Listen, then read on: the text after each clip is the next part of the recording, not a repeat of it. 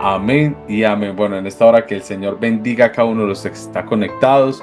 Y bueno, un saludo también a los que nos ven a través de Facebook, Instagram y YouTube en esta hora. El mensaje le he titulado el día de hoy: Cuando Dios cambia el rumbo de tu vida.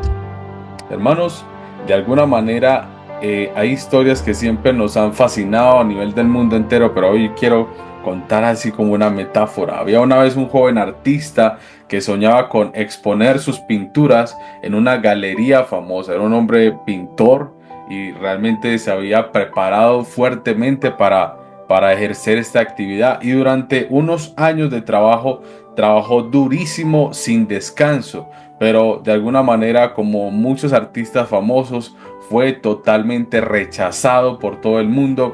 Nadie creía en sus pinturas, no pudo vender ni una sola, y de alguna manera este hombre se desanimó a tal punto que decidió abandonar esta carrera del arte y de la pintura y decidió más bien ejercer otra actividad. Y ya cuando se dio por vencido, pues iba caminando, y en ese caminar, ya con un lienzo debajo, tenía un lienzo y unos potes de pintura con el pincel, pues ya prácticamente iba a deshacerse de ello, cuando de repente en el camino se encuentra un señor, un anciano, y este anciano le dice: ven, ven, ¿qué es lo que tú haces? Y entonces le mencionó, no, un tema de pintura, y el anciano, sin dejarlo hablar, le dijo: déjame decirte que tú tienes un don especial. Eso que tienes debajo del brazo es un don de Dios. Úsalo con propósito.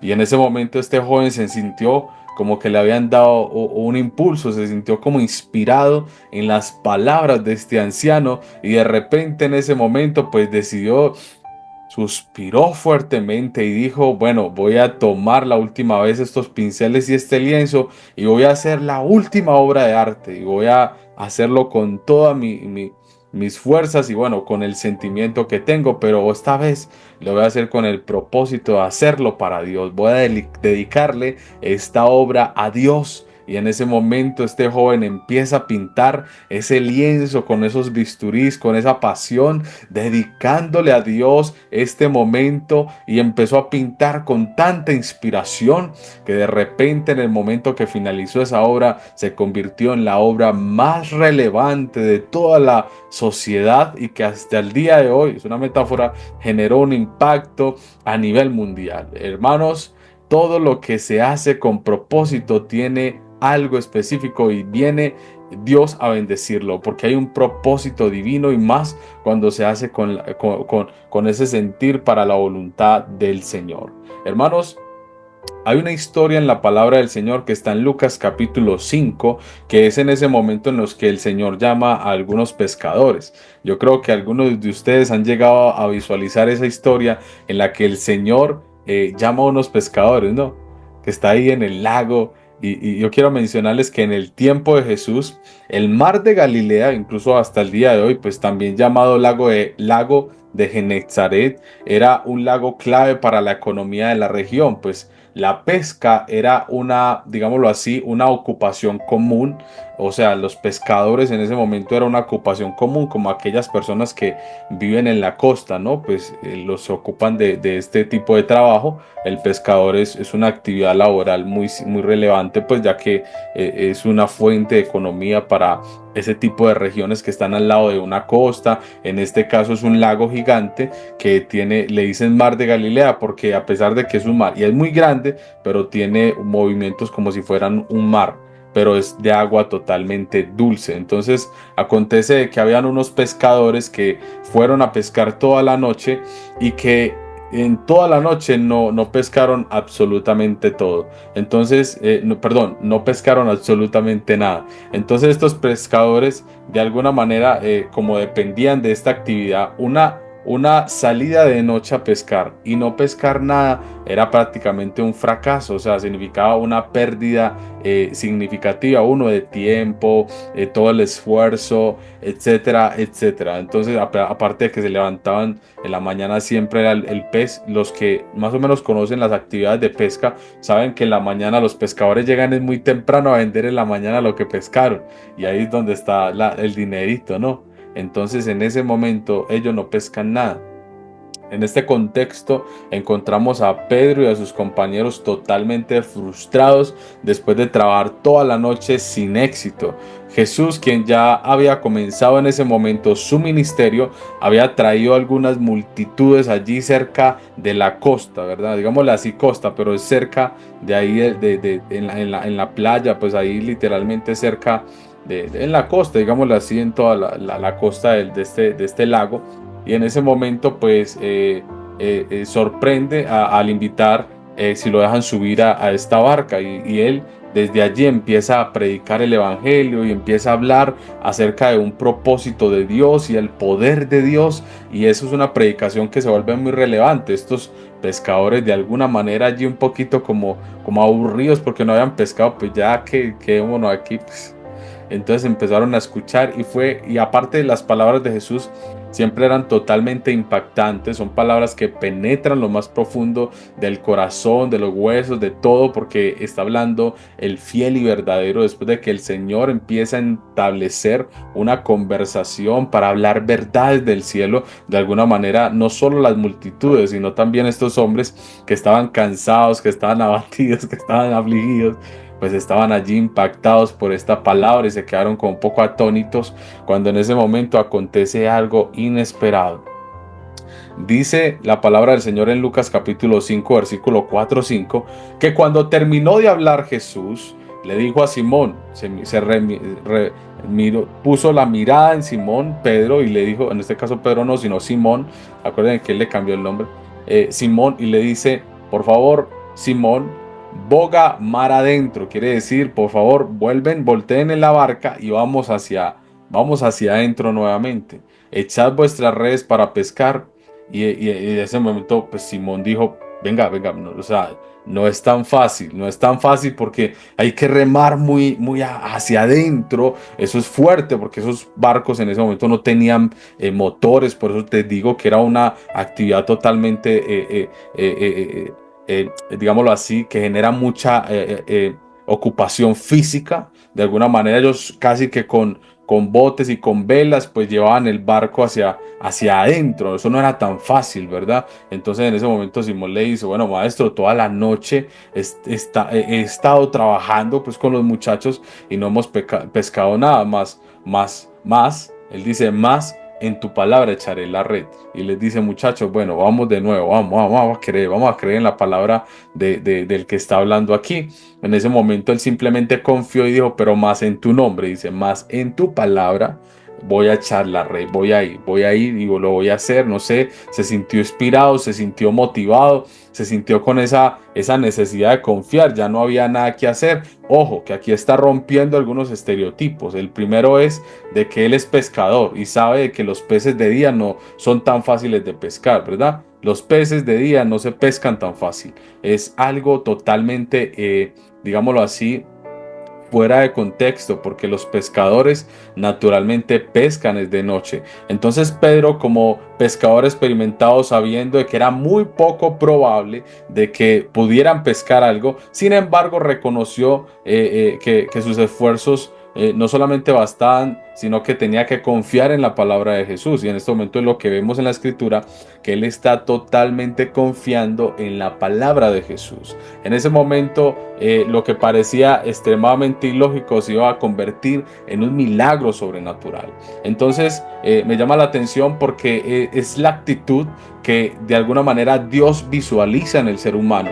La mujer con flujo de sangre en Marcos capítulo 5 versículo 25 vemos que ella tomó una decisión de decir, yo voy a ir hasta allá, cuésteme la vida, porque ella no podía acercarse a los hombres, tenía flujo de sangre hace más de 11 años, 12 años, ella estaba literalmente excluida de la sociedad, ya estaba totalmente identificada, el hecho de solo acercarse era un riesgo mortal para ella, porque en esa sociedad se apedreaban, en esa sociedad se asesinaban la gente que incumplía con los estatutos legales. En este caso, estos legales eran estatutos religiosos, y en esas culturas se maneja algo muy fuerte en ese sentido.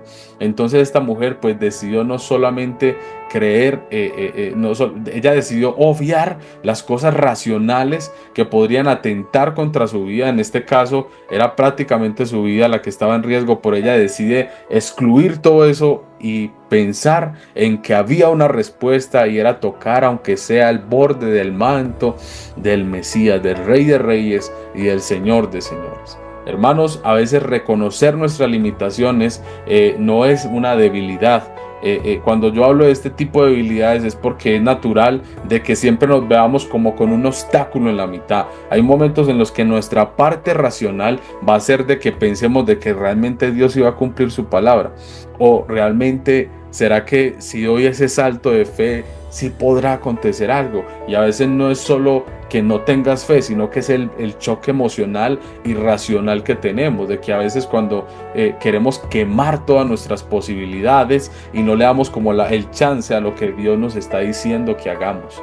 Entonces a veces reconocer de que creer en nuestras propias fuerzas no es tan fácil, sino que a veces es necesario de que demos el primer paso, ese salto de fe, ese salto de decir, aunque parezca ilógico, aunque parezca imposible, aunque creo que no parece serio, hermanos, Dios se mueve y de alguna manera Dios empieza a obrar de una manera poderosa y sobrenatural. Pues aquí vemos cómo Dios, en medio de su amor, pues trae ese consuelo a la vida, ¿no? A la vida de estas personas. Entonces es muy bonito ver cómo Dios en su misericordia pues trae esto al corazón y a la vida de las personas, que nos ayuda a creer en Él, ¿no? Que nos ayuda a creer en todo su gran amor. Entonces, hermanos, continúo aquí con la prédica diciéndoles que de alguna manera en el punto yo he puesto obedece aunque no entiendas, porque es importante entender de que tenemos que dar saltos de fe, y los saltos de fe sean como, no, pues hay que creer, y dice que habiéndolo hecho, encerraron gran cantidad de peces y su red se rompía. Eso lo vemos en el versículo 6 del capítulo 5 de Lucas. Entonces, la obediencia de Pedro desató un milagro, hermano. La obediencia de Pedro desató un milagro, aunque no entendía por qué Jesús le pedía lanzar las redes de nuevo, porque era prácticamente vuelva e inténtelo, pero esta vez en mi nombre, ¿verdad? Este acto de fe permitió que experimentara algo totalmente extraordinario, algo fuera de lo natural, algo totalmente sobrenatural, que impactó su vida a tal punto en la que la fe se encendió en furor, en algo totalmente fuerte. Su corazón latía, algo que estaba pasando en ese momento, pues impactó a Pedro a tal punto en los que casi que le dijo, tú eres el Hijo de Dios. Casi que cayó postrado. Este hombre creyó con todo su corazón, porque fue totalmente impactante, porque conocer a Jesús es muy impactante. Saber cuando Dios es capaz de transformar lo imposible en posible en sus manos, porque Dios lo que dijo fue hecho, y lo que dice se hace, y las puertas que se abren nadie las puede cerrar, y las que Él cierra nadie las puede abrir. El Señor tiene el control de nuestra vida misma, siendo así algo que genera un impacto a nuestro corazón.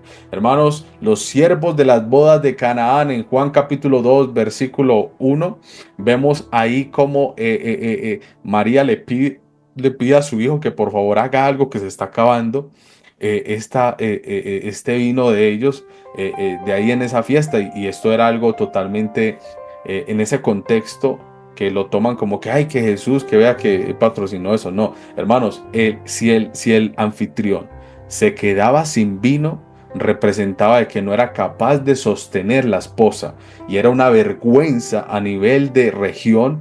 Culturalmente era una vergüenza para el tipo si se quedaba sin vino. Por eso no era algo que, ay, que pa' borracho, no, era algo muy cultural, que en ese momento, que si se quedaba sin vino, y era lo que estaba pasando, iba a ser una vergüenza total. Era una vergüenza de esas que todo el mundo sabe que qué vergüenza ese tipo. Entonces, ¿qué fue lo que pasó? De que este hombre espantado, se me va a acabar, ¿qué voy a hacer? Pues aquí entró Jesús en acción y dice, por favor, llenen las tinajas de agua. Y estos muchachos, el jefe mesela, el jefe como tal de los meseros, dijo, por favor háganle caso. Y en ese momento llenaron las vasijas con algo totalmente ilógico, fuera de contexto, pero que se convierte en uno de los milagros más grandes, el primer milagro que Jesús hace en ese momento de iniciar su ministerio. Este es un milagro muy sobrenatural, pero todo equivale a que tomó una decisión. La gente creyó y accedieron, tomaron la decisión. Entonces nuestra obediencia, aunque parezca pequeña, en algunos momentos hasta insignificante, puede ser el comienzo y el milagro más grande de nuestras vidas. Siempre, siempre Dios va a usar toda circunstancia, todo escenario para recibir toda la gloria. Yo quiero que tú sientas y sepas eso, que Dios te ama y te ama tanto que no te imaginas, pero requiere de que tu fe sea accionada. Dios depositó una porción de fe en tu corazón y necesita que tú la explotes, que tú la experimentes, que tú la ejercites, porque en el momento de accionar la fe, que es prácticamente salirse de mi pensamiento racional y común, porque hasta ahí llega, raciocinando, o sea, de manera natural nosotros tenemos raciocinio y la razón hace de que digamos hasta ahí se puede llegar, hasta ahí no se puede pasar uno. Entonces uno ve una acantilado, obviamente no se puede tirar porque hay una razón. O sea, tú tienes raciocinio y tú no, no, yo cómo me voy a tirar allá, oiga. Entonces eso hace que tú tengas esa capacidad de pensar y decidir y ver hasta dónde se puede llegar. Y es natural, pues Dios te la dio. Pero para pasar a la fe es algo que sobrepasa el raciocinio y que siempre nuestra razón va a pelear con la fe. Siempre es. Por ejemplo, Pedro en el momento que iba a caminar sobre el agua, hermanos, él miró y tenía la mirada puesta en Jesús y dijo, ¿eres tú? Pues manda que yo vaya hacia ti. Y el Señor le dice, ven, ven, ven, pues ven. Ven. Entonces en ese momento dio el primer paso y ¿qué pasó? Pues no se hundió, ese tipo empezó a mirar a Jesús, a caminar como un niño hacia el agua. Pero de repente su razón le dijo que estaba en algo que no era lógico y miró las olas y se hundió. ¿Por qué? Porque la razón siempre va a pelear con nuestra fe y va a hacer de que desviemos nuestra mirada de Dios y empecemos a pensar en lo natural. Por eso cuando tú tienes dolor de cabeza, un dolor, etcétera, lo primero que vas a hacer es quemar todos los recursos que tu razón te dice que haga. Que tome agua de ruda, que haga esto, que bañese así, que haga tal cosa, porque uno empieza a escuchar a todo el mundo de manera razonable, ¿no? Para buscar una solución. Y ese es un problema que a veces no es tan bueno, o sea, no, eso es una cosa buena, pero a veces no es tan buena para la fe. Entonces, obedece aunque no entiendas en algunos momentos. Ellos totalmente entendían qué era lo que pasaba, que era algo totalmente fuera de contexto, ir a pescar de día y aparte lo habían hecho toda la noche y nada, pero ellos lo estaban haciendo por fe en el nombre de Jesús. Entonces, en el versículo 10 y 11 vemos cómo Dios de alguna manera tiene planes más grandes para la vida de estos hombres. El Señor Jesús tenía unos planes específicos, pero ese momento en el que Dios te llama, pues Dios también quiere digámoslo así, seducirte, enamorarte, cautivarte, ¿no? Porque quiere que tú y yo le veamos en su esencia, en su esplendor, en todo lo que Él hizo, porque también quiere como llegar hasta lo profundo e impactarnos a nosotros, porque el Señor es totalmente impactante. Entonces, asimismo dice el versículo 10, asimismo de Jacobo y Juan, hijos de Zebedeo, que eran compañeros de Simón, pero Jesús dijo a Simón, no temas, desde ahora serán pescadores de hombres. ¿Qué fue lo que pasó? Que ellos estaban totalmente espantados. ¿Qué pasó aquí? ¿Cómo es posible que hasta las barcas estén ¿cómo se llama eso? La atarraya. Esa que ellos arrojan para pescar, se estaba rompiendo la red, digámoslo así, la red no era capaz de sostener el peso, no sé cuánto sería que ellos no eran capaces de subir eso, cuando lograron subirlo casi que pidieron ayuda en otras versiones, en otras versiones y también en otros pasajes aledaños a los evangelios, menciona que incluso pidieron ayuda porque están embalados para subir eso, pero cuando suben eso a la barca ellos están impactadísimos. Y ellos estaban tan impactados y en ese momento Jesús mira a Pedro, a Simón, en este caso se llamaba Simón, y le dice, no temas, estaban en terror, no podían creer lo que estaba pasando, era algo que sobrepasaba el límite, esto era verdad, esto era mentira, ¿qué es lo que pasa? Porque así Dios cautiva el corazón, nos hace entender de que Él es capaz de lograrlo, y lo hace posible, y a veces nos ha escuchado y nos ha dado respuesta en momentos en los que hemos quedado totalmente anonadados, ¿verdad? Entonces cuando le dice, no temas, desde ahora serás pescador de hombres. Y cuando trajeron a tierra las barcas, mire que salieron en una barca, pero aquí sí menciona de que cuando trajeron a tierra las barcas, entonces no fue solo una, ni fueron dos, fueron varias, hermanos, varias barcas, porque tuvieron que ayudarle, me explico. Acuérdate, ellos estaban en una y dijeron boga mar adentro, pero después regresan varias barcas. Dice, trajeron a tierra las barcas. Como en otros pasajes menciona de que tuvieron que pedir ayuda. Entonces quiero decirles de que en ese momento que Jesús les dice eso y ven esa abundancia, ellos dicen, te seguimos, Señor. Empezaron a seguirle. ¿Por qué? Porque Dios tiene planes muy grandes para contigo y eso no se quedaba allí. Iban a pasar muchísimos milagros, muchísimos acontecimientos que iban a impactar no solo a ellos, sino también a todos los que iban a estar cerca de Dios, en este caso de Jesús, ¿verdad? Entonces el propósito de Dios no solo era proveer una pesca abundante, sino transformar el corazón de un hombre totalmente duro. El corazón de Pedro estaba endurecido. Ese hombre estaba allí, yo creo que estaba, déjelo montar, yo creo que ya estaba aburrido porque no había podido pescar. Pero hay momentos difíciles que hace que el corazón se ablande para que tú y yo conozcamos de Dios. Benditos sean los procesos, porque hay procesos en la vida que nos permiten ver la voz y escuchar, perdón, la voz de Dios y ver cuál es su direccionamiento en el mundo. Hay momentos en los que eres tan duro en el mundo que llega Dios y te hace pasar por circunstancias para que de repente cuando tengas el corazón que no sabes qué hacer, que si te comes un gusanito te hace en una esquina, allí vas a entender de que Dios te está llamando y en ese momento cuando alzas tu mirada y entiendes de que Dios te llamó, pues Dios empieza a mostrarte, a cautivarte, a hacer algo especial para decirte es que yo te llamé con un llamamiento santo porque yo te he llamado y no solamente para mostrarte lo que puedo hacer, sino también para que seas un líder espiritual que impacte el mundo. Y Jesús vio en Pedro algo súper grande, iba a ser una persona relevante para los cristianos de las nuevas generaciones después de él. Entonces él no solo vio que era un pescador, sino las habilidades mayores que él tenía, que incluso ni Pedro conocía. Pedro se sabía que era un tremendo pescador, que sabía nadar muy bien y no le digo que era un pescado, pero sí olía como uno en ese momento. Pero hermano, a lo que sí es cierto es que Dios no lo llamó como un pescador normal, Él lo llamó como un pescador de hombres. Era un hombre, era un llamado santo específico para él. Entonces, asimismo Dios llamó a Moisés. Moisés en ese momento era simplemente un pastor de ovejas. Moisés estaba apacentando las ovejas de su suegro Jetro en el desierto. Y cuando Dios lo llama, el llamamiento de Moisés era como que esa zarza ¿qué? Eso porque está prendido. A ver, no entiendo. Entonces empezó a acercar como curiosamente y de repente notó de que sí, esa zarza estaba prendida desde quién sabe hace cuánto, que le cautivó la mirada y fue hasta allá. Y cuando escucha la voz del que dice, quítate las sandalias, ¿cómo así? Tiró a chanclas para por allá y ¿qué fue lo que pasó? La tierra que pisas es santa. Entonces empieza el Señor a llamarle y a decirle con voz directa que fuera y ya sabemos el llamamiento de Moisés, ¿verdad? Entonces vemos aquí un llamado específico donde Dios siempre quiere algo puntual con una persona. Y yo quiero decirte de que Dios tiene planes muy grandes para contigo que tú ni te imaginas lo que Dios va a hacer contigo. Pero lo que sí es cierto es que requiere de que tomemos acción.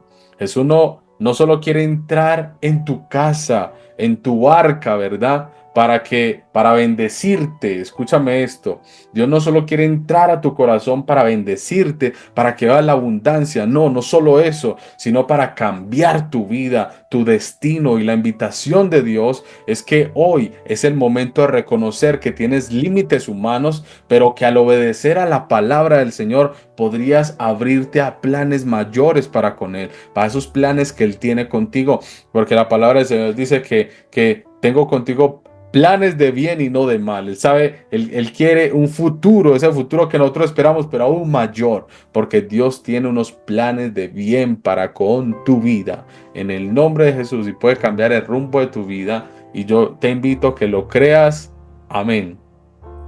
Padre que estás en los cielos, en esta hora te doy gracias, Señor, por tu gran amor, por tu misericordia y todo lo que haces, bendito Dios, pues tu amor siempre está allí para con nosotros, bendito Rey, impactando nuestras vidas, nuestro corazón y nos permite creer en todo lo que haces, Señor. Gracias por tu Espíritu Santo que de alguna manera siempre está redarguyendo a nuestro ser, nos ayuda, Señor, a caminar, bendito Dios, con tanta alegría en este mundo.